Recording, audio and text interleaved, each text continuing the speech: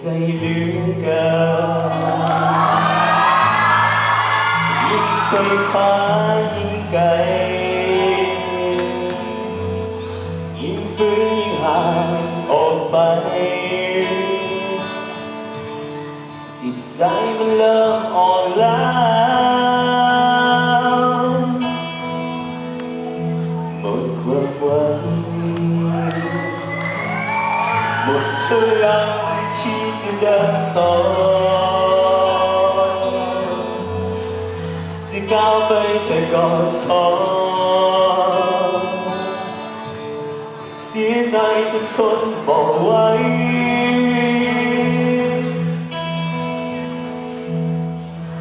อยากจะร้องให้คือปลดปล่อย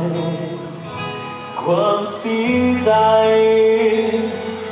จะทำเท่าใดเท่าใดเท่าใดใจก็ยังบ่ดีขึ้นเลย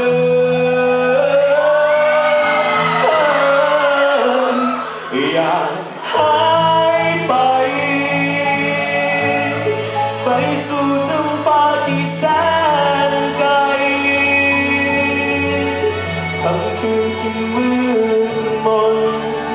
ยังมีแสงจันทรา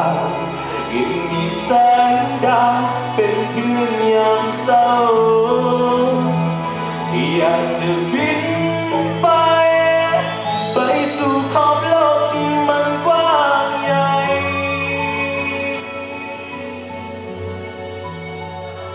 ให้สายลมเป่าหัวใจให้ดวงตานั้นได้หลับไหลให้ใจได้สูดอีกครั้งหนึ่ง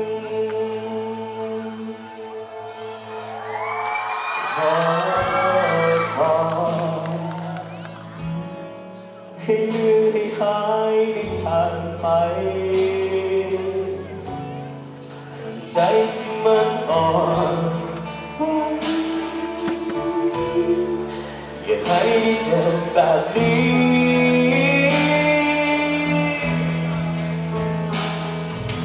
อยากจะร้องให้คือปลดปล่อยความเสียใจจะทำเท่าใดเท่าใดเท่าใดใจก็ยังบ่ดีขึ้นเลย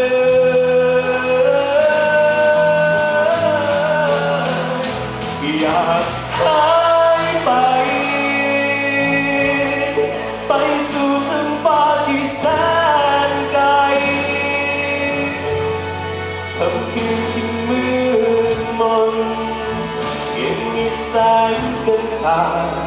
ยังมีแสงดาวเป็นเพื่อนยามเศร้าอยากจะบินไปไปสู่ขอบโลกที่มันกว้างใหญ่